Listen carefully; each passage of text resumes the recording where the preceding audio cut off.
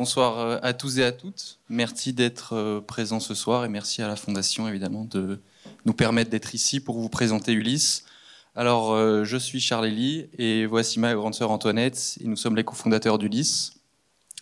Pour nous présenter très brièvement, moi je suis architecte de formation. J'ai été diplômé en 2021 et j'ai intégré le Start Lab en 2019 pour me former à l'entrepreneuriat. Et actuellement, je suis administrateur délégué de Ulysse et mon rôle dans la société, c'est sa gestion et la conception et le design de nos produits. Moi, je suis vétérinaire de formation, diplômée en 2018 et depuis, je me spécialise en médecine sportive du cheval. Je suis administratrice au sein d'Ulysse et mon rôle est d'apporter une expertise scientifique à la conception des produits.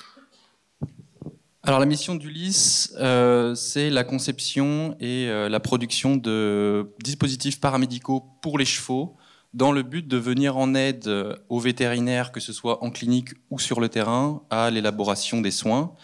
Et pour avoir une efficacité assurée, on a l'intention de collaborer très directement et très étroitement avec les professionnels pour cibler les manques en matériel qui existent et les combler avec nos produits. Le premier produit d'Ulysse se concentre sur la mise en place de la thérapie par le froid. C'est une méthode qui est très utilisée chez les athlètes pour le traitement et la prévention des blessures. Et c'est une méthode qui a été démontrée scientifiquement comme étant efficace chez le cheval. Mais pour que ça marche, il faut qu'elle soit appliquée par immersion dans de la glace et de l'eau. Alors, dans le monde équestre, on remarque qu'il y a plusieurs méthodes pour appliquer cette thérapie par le froid dont Antoinette vient de vous parler. Et on remarque que malgré toutes les études scientifiques qui ont été faites, ce n'est pas l'utilisation de l'eau et de la glace qui prime, mais bien l'utilisation de guêtres refroidissantes. Et la raison, elle est toute simple, c'est leur facilité de mise en place et donc leur gain de temps considérable. Pourtant, en clinique, l'immersion totale, elle est indispensable et pour pouvoir la mettre en place, on se retrouve à faire du bricolage avec ce qu'on a sous la main, comme vous voyez sur la photo des anciennes poches de perf qui sont réutilisées. Et vous vous en doutez, c'est assez pénible, c'est chronophage, c'est inefficace, on le voit sur la deuxième photo, et du coup c'est frustrant. Et c'est en vivant cela en clinique que je me suis dit qu'il y avait quelque chose à développer. Et donc, on a imaginé et développé un premier produit qu'on ne peut malheureusement pas vous présenter aujourd'hui, faute de brevet. Mais en gros, l'objectif, c'est d'assembler les points positifs de chacun des produits qu'on a vus. Et donc, la facilité de mise en place de la guêtre, la possibilité d'avoir l'entièreté du membre sous l'eau grâce à la douche, ou alors une autoportance grâce à un seau, comme le seau de glace. Et pour ça, on a fait appel au bureau d'ingénieurs Kimesis, qui nous accompagne de l'idéation du prototype à la production d'un produit. Et actuellement, on est dans la phase qu'on a nommée pré-industrielle. Cette phase va notamment concerner la recherche de tiers qui va nous permettre d'industrialiser le produit. Et en finançant cette phase, la bourse de la Fondation va nous permettre de passer de l'étape de prototype à un produit industrialisable et commercialisable. Merci à tous et à toutes de nous avoir écoutés.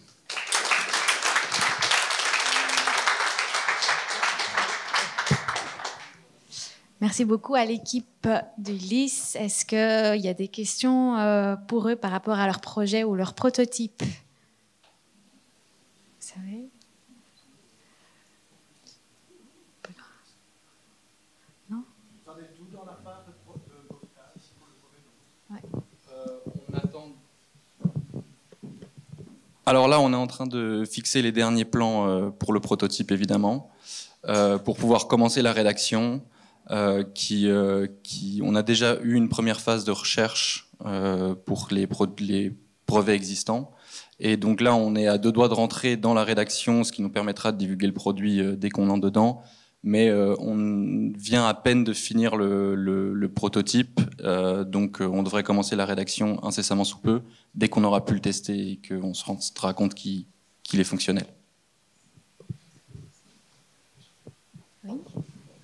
En fait, quelles sont, puisque vous êtes déjà au stade de la défense de l'idée légale, est-ce que vous avez des concurrents? Est-ce que vous avez des...